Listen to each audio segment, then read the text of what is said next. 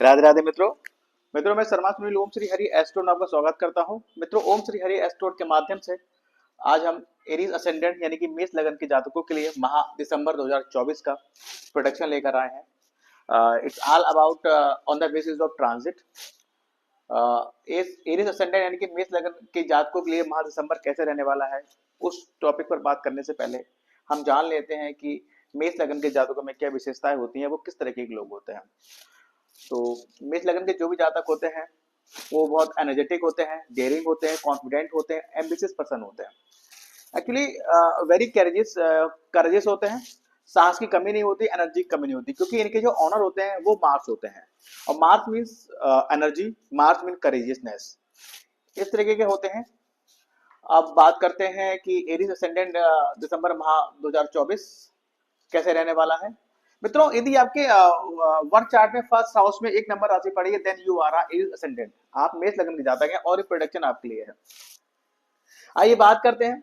मित्रों देखिए, इस माह जो गोचर में जो मार्च है, देखिए लग्नेश, पहले बात करते हैं फर्स्ट हाउस की।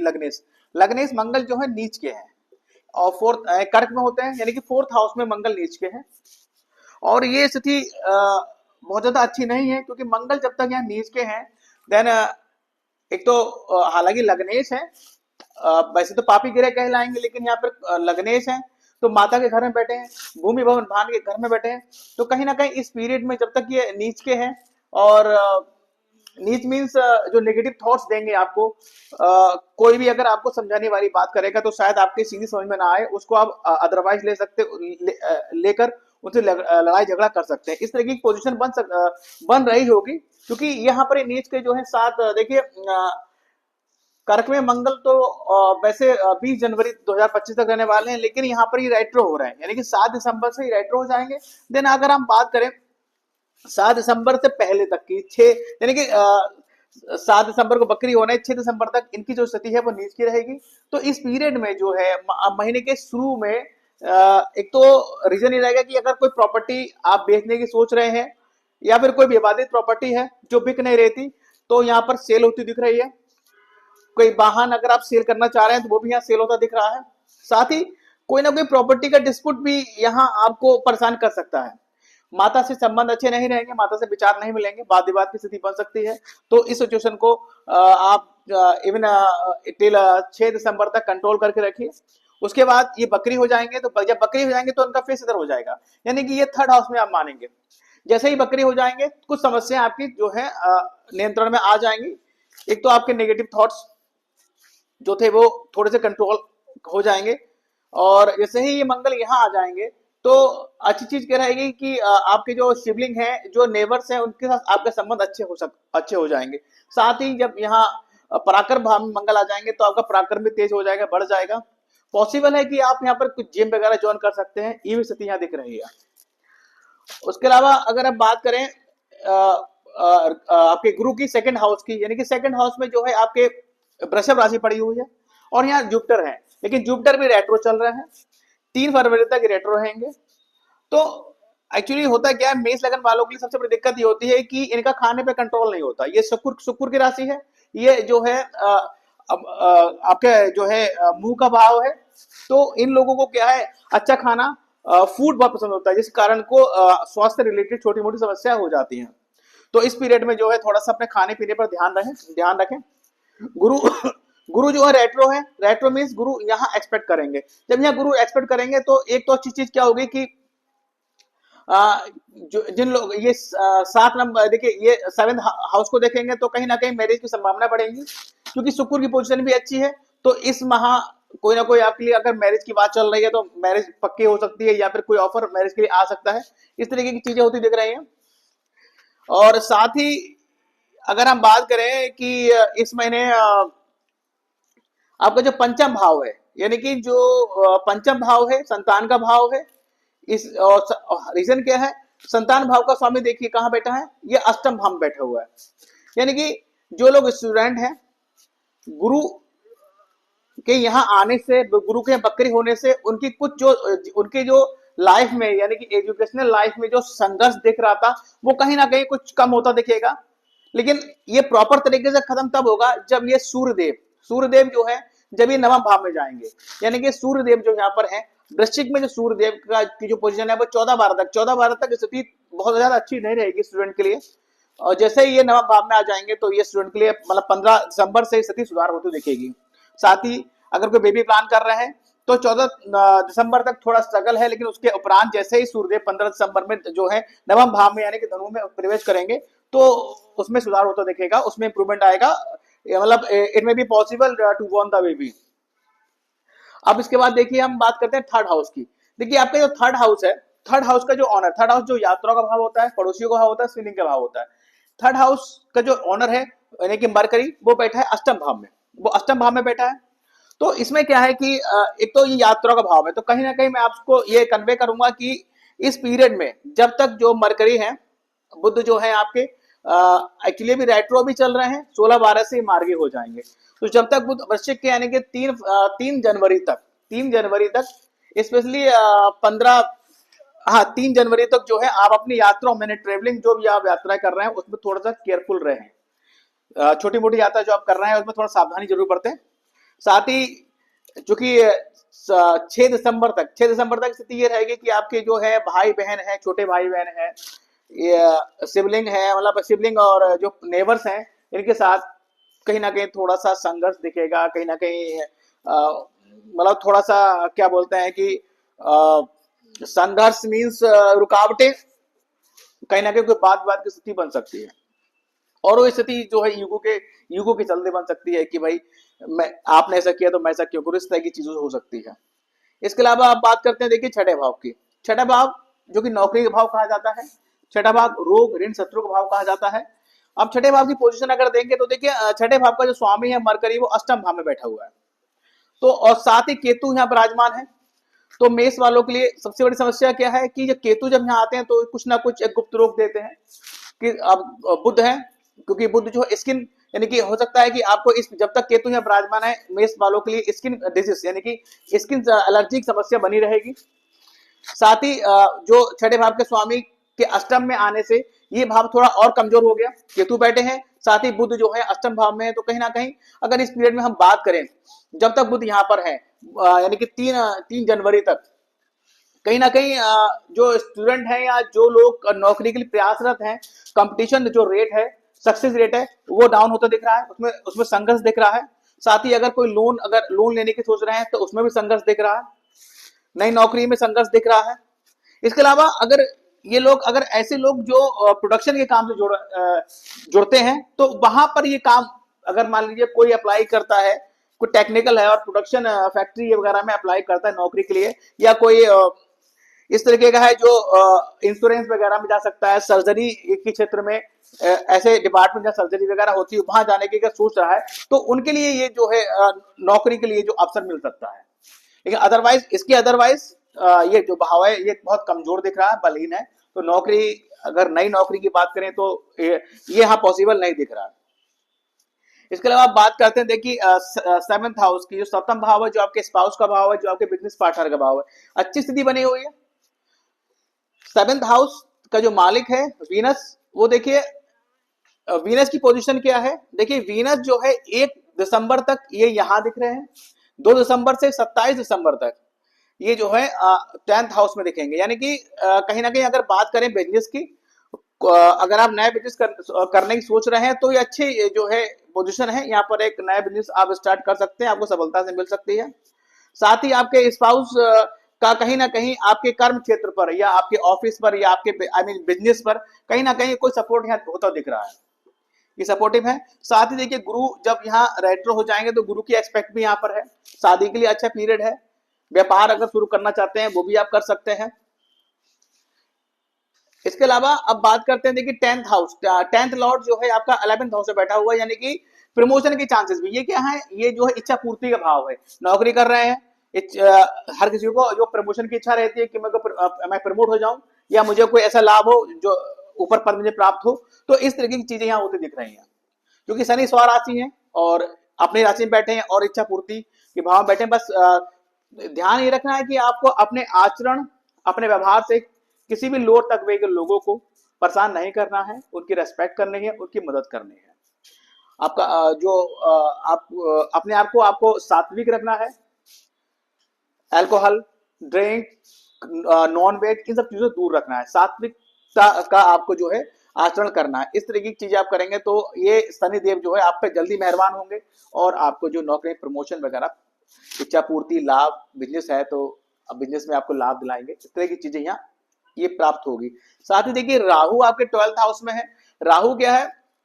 ये चिकित्सा का भाव है, ये जेल का भाव है, ये कोर्ट कचहरी का भाव है, ये जो है। और राहु यहाँ बैठे हैं। अब देखिए यहाँ पर एक चीज और है, आपके जो जुपिटर है मेष में, जो जुपिटर होते हैं वो भाग भाव के स्वामी होते हैं और 12th हाउस के स्वामी होते हैं, यानी कि 9th और 12th हाउस के स्वामी होते हैं। अब वो इस समय अगर बात करें पोजीशन की तो 2nd हाउस में है, रेट्रो है। यहाँ पर आप उसको यहाँ देख रहे हैं। तो ऐसी पोजीशन में एक चीज क्या हो सकती है कि जब तक देखिए राहु अगर आपका यहाँ है तो मैं आपसे फिर ये कहूंगा कि do not change your job.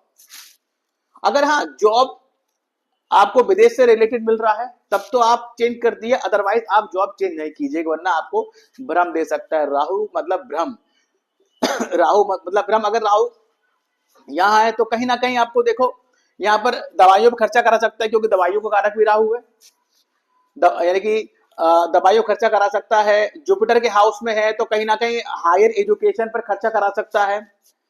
आपके जो कुटुंब के जो बड़े लोग हैं उनकी दवाइयों पर खर्चा करा सकता है। दादा हैं उनके स्वास्थ्य खराब हो सकता है, उनकी दवाइयों पर खर्चा करा सकता है।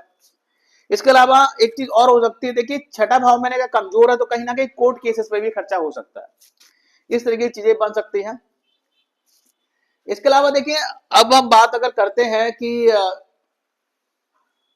मेष वालों के लिए जो उनके स्पाउस होते हैं, जो उनके पार्टनर होते हैं, थोड़े डिफरेंट होते हैं। ये क्या होते हैं? ये मेष होते हैं, यानी कि एनर्जीफुल होते हैं, इनमें लीडरशिप क्वालिटी होती है। और इनके स्पाउस जो होते हैं वो लिब्रा होते हैं। लिब्रा जो होता है मनी माइंडेड होता है। लिब्रा जो है लग्जरीज गुड्स को पसंद करता है। घर में अगर आप आपकी स्पाउस लिब्रा है यानी कि फीमेल है तो कहीं ना कहीं वो घर को बहुत साफ सुथरा रखती होंगी, लग्जरियस गुड चाहती होंगी, घर में हर चीज हो, टीवी, फ्रिज, एसी, गाड़ी, इस सब हो, इस तरीके की इच्छा रखती हैं। और आप क्या है, और दोस्तों अपनी ही लाइफ में जीती हैं। मतलब इनको इससे ज्यादा उससे फर्क होता है। रोमांटिक लोग होते हैं और ये लोग थोड़े से एनर्जेटिक होते हैं, लीडरशिप क्वालिटी होती है, हर चीज का जो है मुंह तोड़ जवाब देना इनको पसंद होता है। तो इनके लिए मैं एक सजेस्ट करूंगा कि देखिए 6 तारीख तक जो है आपके जो लग्नेश है वो नीच जो है नीच के है, लेकिन 7 दिसंबर आते ही वो बकरी होकर आपके मिथुन में आ जाएंगे। तो कहीं ना कहीं इस पीरियड में आपके स्पाउस से आपके झगड़े हो सकते हैं। तो स्पाउस को मैं ही सजेस्ट करूंगा कि जो है इनकी बातों को थोड़ा सा नेग्लेक्ट करें, बहुत ज्यादा सीरियसली ना लें, अदरवाइज बात विवाद की समस्या उत्पन्न हो सकती है। अब बात करते हैं, देखिए मेष में जो क्या होता है, मेष के जो मेन ईस्ट देव की बात करें तो ये फर्स्ट यानी कि 5th हाउस में 5 नंबर राशि पड़ी होती है, यानी कि सन जो होते हैं उनके ईस्ट देव होते हैं। तो उनको हमेशा मैं बोलता हूँ कि भाई आप हमेशा अपने ईस्ट देव की आराधना करें, सूर्य को रोज जल दें, पिता का सम्मान करें, पिता तुल्य लोगों का सम्मान करें, ताकि आपके सूर्य जो है बलवान बने रहें। और होता क्या है कि ईस्ट देव की आराधना करने से जो आपकी जन्म पत्रिका में 90% या उससे ज्यादा जो भी दोष होते हैं वो उनका नेगेटिव इफेक्ट कम कर पॉजिटिव इफेक्ट देते हैं। तो इसकी तो सूर्य की उपासना आप अवश्य करें। साथ ही अगर भूमि भवन वाहन प्राप्त नहीं हो पा रहा है, घर नहीं बन पा रहा है, तो आप ऐसे में शिव उपासना करें। प्रतिदिन सुबह में उठें, शिवलिंग पर जाकर जल अर्पित करें, और वर्ष में 1 बार या 2 बार, मान लीजिए श्रावण मास में या कहीं जैसा भी आप को मतलब आपकी पॉकेट अलाउ करे, जो है रुद्राभिषेक अवश्य कराएं। इससे कहीं ना कहीं आपके घर में शांति बनी रहेगी, आपको जो है भूमि भवन वाहन की प्राप्ति होगी, उसका सुख प्राप्त होगा। इस तरह की चीजें यहाँ प्राप्त हो सकती हैं। इसके अलावा अब इस पीरियड में जो मंगल का जो नेगेटिव इफेक्ट आपको आ रहा है, तो मंगल के नेगेटिव इफेक्ट के लिए मैं हमेशा बोलता हूँ कि गणेश उपासना कीजिए, गणेश मंदिर जाइए। चतुर्थी देखिए इस माह 5 दिसंबर और संकष्टी चतुर्थी जो है 18 दिसंबर को पड़ रही है, यानी कि विनायक चतुर्थी 5 दिसंबर को है और संकष्टी चतुर्थी जो है 18 दिसंबर को है। इस दिन आप गणेश मंदिर जाएं, उनकी पूजा अर्चना करें, लड्डू का भोग लगाएं, उनके चरणों में ध्रुवा अर्पित करें। बहुत हद तक जो मार्स की नेगेटिविटी है या मार्स इस समय आपके अच्छे पोजीशन में नहीं है, तो इनके जो नकारात्मक परिणाम जो आपको प्राप्त हो सकते हैं उनमें कमी आएगी। साथ ही क्योंकि आपके आपकी जो लग्नेश है वो स्वयं मंगल देव है, तो आपको प्रत्येक मंगलवार हनुमान मंदिर में जाना चाहिए। वहाँ जो है वहां पर हनुमान जी के पाठ, चालीसा वगैरह, बजरंग बाण या जो है सुंदरकांड का पाठ आपको करना चाहिए। साथ ही नित्य घर में भी आप जो है नित्य हनुमान चालीसा का पाठ करें ताकि आपका स्वास्थ्य अच्छा बना रहे, आपकी बुद्धि पॉजिटिव जो है अप्रोच के साथ आगे बढ़े। तो ये सब इसके अलावा देखिए इस माह जो सोमवती अमावस्या जो पड़ रही है वो सोमवती अमावस्या सोमवार के दिन पड़ रही है, वो 30 दिसंबर को पड़ रही है। अगर आपको राहु का नेगेटिव इफेक्ट प्राप्त हो रहा है, क्योंकि राहु आपके 12 में है, तो कहीं ना कहीं नेगेटिव इफेक्ट तो देंगे। अगर आपका वर्थ चार्ट में भी यानी कि जन्म के राहु भी अगर आपको नेगेटिव इफेक्ट दे रहे हैं, तो अमावस्या वाले दिन आप सुबह जल्दी उठें, श्री विष्णु सहस्त्रनाम का पाठ करें तथा बहते जल में नारियल प्रवाहित करें। अगर कहीं ऐसी व्यवस्था ना हो तो कहीं भी किसी भी टेंपल में जाकर, स्पेशली शिव जी के टेंपल में जाकर, या अगर शिव जी का टेंपल भी जाने आसपास ना हो तो जो भी टेंपल हो वहां पर आप नारियल अपनी इच्छा अनुसार या अपनी सामर्थ्य अनुसार मंदिर में दान करें। उससे जो है राहु की नेगेटिविटी आपको जो है कम प्राप्त होगी। इसके अलावा प्रदोष व्रत देखिए, इस माह 13 दिसंबर को प्रदोष व्रत है। दूसरा शनि प्रदोष भी इस माह पड़ रहा है, 28 दिसंबर को शनि प्रदोष पड़ रहा है। तो प्रदोष व्रत यानी कि 4 नंबर राशि आपकी जो है चतुर्थ भाव पड़ी है, माँ से संबंध अच्छे नहीं है, भूमि भवन की प्राप्ति नहीं हो पा रही है, घर नहीं बन पा रहा है, गाड़ी नहीं प्राप्त हो पा रही है, तो आप प्रदोष व्रत करें, शनि प्रदोष करें। आपके कर्म क्षेत्र में कोई प्रॉब्लम चल रही है, शनि प्रदोष का व्रत करें, शिव जी की उपासना करें, उस दिन व्रत रखें, तो ये सब चीजें आपकी होती हुई दिखेंगी। इसके अलावा एक चीज मैं आपको और बताना चाहूंगा, देखिए आपके 10th हाउस में जो है 10th नंबर राशि पड़ी है, यानी कि शनि की राशि पड़ी हुई है। तो शनि की राशि पड़ी हुई है, तो अगर किसी प्रकार का कोई नेगेटिव इफेक्ट यहाँ प्राप्त हो रहा है आपको कर्म क्षेत्र पर, अपनी नौकरी में, व्यवसाय में, तो आपको मैं हमेशा बोलता हूँ कि भाई स्पेशली रोज ना कर सके तो एवरी सैटरडे जब भी आप ऑफिस के लिए घर से निकले तो रास्ते में किसी भी जरूरतमंद को फूड पैकेट, चाहे वो एक जितना भी आप सामर्थ्य अनुसार ले सकते हैं, 1 पैकेट, 2 पैकेट, 3, 4, जो भी आपकी कैपेसिटी हो उस हिसाब से आप जो है जो भी रास्ते में लोग मिले जिनको खाने की जरूरत है उनको आप वो बांटते हुए निकले। इससे क्या होगा, इससे आपके जो कार्य क्षेत्र पर जो भी नेगेटिव चीजें चल रही हैं या संघर्ष चल रहा है वो जो है कम होगा और आपको यहाँ पर अच्छे रिजल्ट प्राप्त होंगे। इस माह देखिए गज केसरी योग 2, 8, 15, 21 और 29 दिसंबर को गज केसरी योग लग रहा है। गज केसरी योग के बारे में 7 सम्मत हमारी एस्ट्रोलॉजी में भी ये जो है अनुभव की गई चीजें हैं कि जिन जातकों जातिकाओं के जन्म पत्रिका के अच्छे भावों में गज केसरी योग विद्यमान होता है, वे जातक और जातिकाएं बहुत थोड़ी सी मेहनत से आकाश की बुलंदियों को छूते हैं, तो ये योग पर्याप्त होता है। साथ ही इन दिनों में मनी इनफ्लो यानी कि मनी इनफ्लो बहुत होता है। आप कभी आजमा के देखिएगा, इन डेटों को नोट करिए, 2 दिसंबर, 8 दिसंबर, 15 दिसंबर, 21 और 29 दिसंबर, इन तिथियों में आपको जो है मनी फ्लो अच्छा होगा। इसके अलावा इस महीने देखिए कुछ अलग डेटे हैं। पहली चीज तो ये है कि जैसे जो आपकी जो लग्नेश है नीच के हैं, तो माइंड्स में नेगेटिव थॉट्स रहेंगे। तो 6 दिसंबर तक, यानी कि जब तक ये बकरी नहीं हो रहे हैं, आप जो है कोई इंपॉर्टेंट डिसीजन ना लें। साथ ही बकरी होने पर भी स्थिति बहुत ज्यादा बेहतर तो नहीं होगी, लेकिन ये अपने नीच राशि से निकलकर ये मिथुन का भाव देंगे जो कि इनकी शत्रु राशि है। लेकिन शायद उस पीरियड में भी अगर मैं स्पेशली कहूं कि तो 6 दिसंबर तक तो आपको अपने निर्णय पेंडिंग रखने हैं। उसके अलावा मैंने कुछ डेट और लिखी है, 9, 10, 22, 23 और 24, ये 5 तिथियां मैंने और लिखी हैं। इन तिथियों में भी अगर कोई इंपॉर्टेंट डिसीजन लेने का बन रहा हो तो प्लीज उसको पोस्टपोन कीजिएगा, उन तिथियों के बाद आप निर्णय लें, चाहे वो निर्णय आपके प्रोफेशन से, ऑफिस से या आपकी पर्सनल लाइफ से संबंधित भी हो। महत्वपूर्ण है तो प्लीज आपको इन डेटों में जो है अवॉइड करना है। इसके अलावा मेष लग्न वालों के लिए देखिए कंपेटेबल जो राशियां होती हैं वो मैंने लिखी हुई है, सैजिटेरियस है, कैप्रिकॉर्न है, एक्वेरियस है, यानी कि धनु, मकर और कुंभ, ये 3 राशि जो है आपके लिए बड़े ही बेनिफिशियल होती है। हमें ऐसे लोग जो इन राशियों के हैं, आपके संपर्क में हैं, या आप जानते हैं कि भाई ये एक्वेरियस है, ये कैप्रिकॉर्न है, ये सैजिटेरियस है, तो आपने अनुभव किया होगा ये लोग हमेशा आपको अच्छी राय देंगे और आपको कभी भी मिसगाइड नहीं करेंगे, इनके द्वारा दी गई राय को आप जब भी अप्लाई करेंगे तो आपका फायदा ही होगा। तो ऐसे लोगों से हमेशा बना के रखिए, ये आपके लिए बड़ा ही बेनिफिशियल रहेगा। इसके अलावा देखिए कुछ मेन मेन पॉइंट हमने लिखे हुए हैं यहाँ इस महीने एरियस वालों के लिए। मैंने फर्स्ट लाइन लिखी हुई है कि कंट्रोल योर नेगेटिव थॉट्स। भाई मंगल नीच का है, उसके बाद वो बकरी हो जाएगा, तो कहीं ना कहीं वो बकरी हो गए यहाँ आपकी जो है केंद्र से निकलकर यहाँ थर्ड हाउस में अगर आप एक्सपेक्ट करेगा तो नेगेटिव थॉट थोड़े कम तो होंगे, लेकिन वर्किंग जो स्पीड है आपकी वो भी अभी बहुत ज्यादा बढ़ेगी नहीं, क्योंकि आप मंगल हैं और आपको हर काम स्पीड में करना पसंद होता है। मतलब जो स्लो स्लो काम होता है ना, जिसमें स्लो रिजल्ट मिलते हैं, आपको मजा नहीं आता, तो वो स्थिति तो नहीं आ पाएगी, लेकिन फिर भी पहले से बेहतर स्थिति रहेगी। तो इस पीरियड में अपने जो भी नेगेटिव थॉट्स हैं उनको कंट्रोल कर रखिए। ज्यादा नेगेटिव थॉट्स आ रहे हैं तो पक्का आप हनुमान जी की उपासना करिए, हनुमान चालीसा पढ़िए, जैसा भी समय मिले सुबह शाम इसको कीजिए। इसके अलावा अगर आप बात करें मैरिज की, देखिए जुपिटर इस समय रेट्रो चल रहे हैं, शुक्र की पोजीशन अच्छी है, तो मैरिज के लिए मैं यस बोलूंगा, डेफिनेटली यस बोलूंगा। स्टूडेंट के लिए देखिए मैंने बोला एवरेज टाइम है। एक्चुअली जो पंचम भाव जो पंचमे से वो अष्टम भाव में बैठे हुए हैं।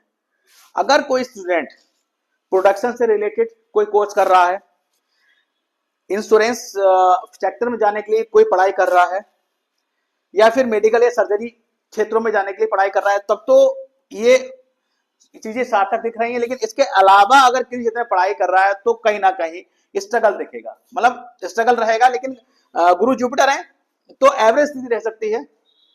इसके अलावा अब देखिए कैश इन हैंड, यानी कि सेकंड हाउस जो है आपका, शुक्र की पोजीशन अच्छी है, तो कहीं ना कहीं मनी फ्लो अच्छा रहेगा, आपका कैश इन हैंड आपको अच्छा प्राप्त होगा इस महीने। केयरफुल फॉर ट्रैवलिंग, मैंने बोल दिया। थर्ड हाउस का स्वामी जो है आपके एर्थ हाउस में है, यात्रा में कहीं ना कहीं संघर्ष कोई ना कोई परेशानी आ सकती है, इसलिए आप ट्रेवलिंग के लिए बहुत ज्यादा केयरफुल रहें, सावधानी बरतें। केयरफुल फॉर सिबलिंग नेबर्स, हाँ मैंने बोला कि भाई मंगल नीच के हैं, लग्नेश नीच के 6 तारीख तक तो स्थिति यह है कि भाई समस्या रहेगी रहेगी, क्योंकि थर्ड हाउस के स्वामी भी यहाँ पर है, तो भाई बहनों से और पड़ोसियों से कोई ना कोई बात हो सकता है, तो थोड़ा कंट्रोल करके रखिए। मान लीजिए आपके मंगल नीच के हैं, आप जो भी सोचेंगे वो गलत सोचेंगे, इस तरीके के एक थॉट दिमाग में बना लीजिए और मंगल जी हनुमान जी की उपासना करिए, चीजें सुधरती हुई दिखाई देंगी। न्यू जॉब और कंपटीशन के लिए मैंने बोला, देखिए ये जो छठा हाउस है ये कमजोर है, तो और न्यू जॉब के लिए, कंपटीशन के लिए, लोन्स के लिए अच्छी स्थिति नहीं है, कोर्ट केस में खर्चा भी हो सकता है। बिजनेस के लिए मैंने देखिए जो आपका बिजनेस पार्टनर यानी कि जो 7th हाउस है वो पार्टनरशिप बिजनेस का है, कहीं ना कहीं ये अच्छी स्थिति इसकी है। फाइनेंशियली मैंने ठीक बोला है। कोर्ट केस प्रॉब्लम मैंने बोला है, पहले बोल चुका हूं। अब देखिए बुध, आपके जो जुपिटर है, देखिए जुपिटर जो है आपका एर्थ हाउस में, तो कहीं ना कहीं वो वहां पर पीड़ित है, अच्छे भावों में नहीं है। लेकिन साथ ही अगर हम बात करें छठे भाव का स्वामी भी है जो 8वें भाव में, यानी कि 6-8-12 का स्वामी 6-8-12 में, तो कहीं ना कहीं विपरीत राजयोग बना रहा है, लेकिन ये इतना कारगर इफेक्ट होगा नहीं। तो कहीं ना कहीं आपके दांतों में, आपके नर्वस सिस्टम में कोई ना कोई इशू दे सकता है, छोटी मोटी बीमारी को दे सकता है। केतु छठे भाव में बैठे हुए हैं, बुध के साथ बैठे हुए हैं, तो ये कहीं ना कहीं स्किन प्रॉब्लम आपको क्रिएट करेंगे इस पीरियड में। जब तक केतु यहाँ है तो मेष वालों की समस्या ये रहेगी कि उनको स्किन एलर्जी की समस्या से वो जूझेंगे। इसके लिए केतु का उपाय कर सकते हैं कि केतु का उपाय कीजिए, देखिए कुत्ते को रोटी खिलाइए, काले कुत्ते को आप रोटी खिला सकते हैं, जो ब्लैक डॉग्स होते हैं। साथ ही अब जाड़ों का मौसम भी आ रहा है, तो किसी मंदिर में जाकर 3 कंबल यानी कि 3 ब्लैंकेट आप किसी को डोनेट करें, उससे केतु का नेगेटिव इफेक्ट आपको कम प्राप्त होगा। चांद मंगल नीच के हैं, कहीं ना कहीं गाड़ी और भूमि निर्माण बिकने के योग यहाँ दिखाई दे रहे हैं। 7 तारीख के बाद शायद थोड़े कम इशू कम हो जाएगा। हेल्थ इशू रहेगा। Expenses possible to yourself health, बिल्कुल आपके खुद की हेल्थ का थोड़ा सा प्रॉब्लम यह रह सकता है और उस पर आपका खर्चा हो सकता है। अब यहाँ पर देखिए पंचम भाव का स्वामी, यानी कि पंचम भाव जो है प्रेम का ही भाव है, और इसका स्वामी जो बैठा है ये 8वें भाव बैठा है, तो कहीं ना कहीं ये भी गुप्त भाव है। तो कहीं ना कहीं इस पीरियड में क्या हो सकता है कि कोई ना कोई आपका जो सीक्रेट लव अफेयर है वो भी यहाँ पर हो सकता है, या फिर अगर कहें क्योंकि स्ट्रगल का भाव भी है, तो कहीं ना कहीं जब तक सूर्य यहाँ पर है 14 दिसंबर तक, यानी कि 14 दिसंबर तक जो है आपके प्रेम संबंध में कोई ना कोई संघर्ष दिखाई दे सकता है। और जैसे ही सूर्यदेव जो है आपके 9th हाउस में जाएंगे तो सुधार होता हुआ दिखेगा। शेयर ट्रेडिंग के लिए मैंने बोला है, देखिए शेयर ट्रेडिंग राहु बैठे हुए हैं इन्वेस्टमेंट कराने के लिए भ्रम पैदा करेंगे, कहीं ना कहीं नुकसान करा सकते हैं। और पंचम भाव का स्वामी भी 8th हाउस में है, तो प्लीज जब तक सूर्यदेव यहाँ पर विराजमान है, यानी कि 14 तारीख के बाद, जैसे ही वो 15 तारीख में 9th हाउस पहुंचेंगे, आपसे डेटिंग उससे पहले ना करें, अदरवाइज नुकसान हो सकता है। लव, अब बात करें लव लाइफ के लिए, देखिए शुक्र और चंद्र, मकर में जो चंद्र आएंगे वो देखिए आपके मकर में चंद्र 14 से 6 तारीख के बीच, यानी कि 14 का शाम को आएंगे। यानी कि अगर आप ओवरऑल माने तो जो चंद्र की जो मतलब एक मजबूत पोजीशन होगी वो 5 तारीख मान सकते हैं। तो 5 तारीख में शुक्र और चंद्र की यहाँ युति होगी, तो कहीं ना कहीं ये पीरियड शुक्र चंद्र का कॉम्बिनेशन जो होगा, युति होगी, ये आपके लव लाइफ के लिए बड़ा ही अच्छा पीरियड रहेगा। इसके अलावा जैसे ही चंद्र यहाँ आएंगे, यानी कि शुक्र, वीनस और मून का ऑपोजिशन, और ये कर्क में जो आएंगे आपके 17 से 19, 17 की शाम को आएंगे, यानी कि मेन जो होगा 18 तारीख या 19 तारीख, ये पीरियड ऑपोजिशन रहेगा। तो ये पीरियड भी लव लाइफ के लिए बड़ा अच्छा पीरियड रहेगा। शुक्र चंद्र की युति, शुक्र चंद्र का जो है अपोजिशन, ये एक अच्छा, एक अट्रैक्शन, एक आकर्षण वाला ये योग होता है। इसके अलावा देखिए, अब अगर बात करते हैं तो मैं बोल चुका हूं आपको, देखिए केतु 6ठे भाव में, बता चुका हूं कि इस भाव, केतु जहां बैठते हैं उस भाव से संबंधित आपको डिससेटिस्फेक्शन देते हैं। कहीं ना कहीं आपको नौकरी, अपने जो तैयारी कर रहे हैं स्टूडेंट हैं, तो कंपटीशन की जो तैयारी कर रहे हैं उससे आप सेटिस्फाई नहीं हो पा रहे होंगे जब तक केतु है। स्किन प्रॉब्लम दे सकता है, इस तरह की गुप्त रोग को दे सकता है, इस तरह की चीज दे सकता है। तो आप जो है केतु को उपाय करें, बता चुका हूं मैं। ब्लैक डॉग को आप खाना खिलाएं, साथ ही जो है आप 3 कंबल जो है डोनेट करें लोगों में, जो लोग जाड़े में जिनके पास पहनने ओढ़ने को नहीं, उनको आप डोनेट कर सकते हैं, यानी कि नीडी को दें, जरूरतमंद को दें। इसके अलावा सूर्य उपासना मैंने बताया है, शिव उपासना बताया, हनुमान उपासना बताया। ये मतलब केतु का उपाय करें। अगर आपके बर्थ चार्ट का केतु अच्छा नहीं है तो भी आप केतु का उपाय करना है, और ट्रांजिट का अच्छा नहीं है तो इस पीरियड के लिए करना पड़ेगा। इसके अलावा आप बात करें स्टोन की, देखिए आपके लिए जो प्रोग्रेसिव जो स्टोन रहेगा वो देखिए आपको सूर्य देखेंगे, यानी कि रूबी रहेगा। इसके अलावा व्हाइट पर्ल भी आप धारण कर सकते हैं, लेकिन कोई भी स्टोन धारण करने से पहले आप एक बार अपने बर्थ चार्ट का जो है किसी एस्ट्रोलॉजर से पूरा विश्लेषण अवश्य करा लें, ताकि इस बात के लिए वो जब आश्वस्त कर दे आपको कि भाई आपको रूबी धारण करना है या व्हाइट पर्ल धारण करना है, कर सकते हैं, देन तभी धारण करें। अदरवाइज होता क्या है कि आपके बर्थ चार्ट में राशि की पोजीशन तो अच्छी है, लेकिन अगर उस राशि के प्लेनेट की पोजीशन अगर अच्छी नहीं है, वो 6-8-12 में गया है या किसी अच्छे स्थान में नहीं है, तो आपको जो स्टोन है वो आपको अच्छा रिजल्ट ना देकर नेगेटिव रिजल्ट दे सकता है। इसलिए कोई भी स्टोन धारण करने से पहले आपको अपने बर्थ चार्ट का एनालाइजमेंट अवश्य करा लेना चाहिए। तो मित्रों, एक छोटा सा प्रोडक्शन था महा दिसंबर एरिस असेंडेंट के लिए। यदि ये वीडियो आपको पसंद आए तो उसको लाइक कीजिएगा, और जिन लोगों ने हमारा चैनल ओम श्री हरि एस्ट्रो सब्सक्राइब नहीं किया है तो please my humble request, please subscribe my channel. Thank you. Radhe Radhe.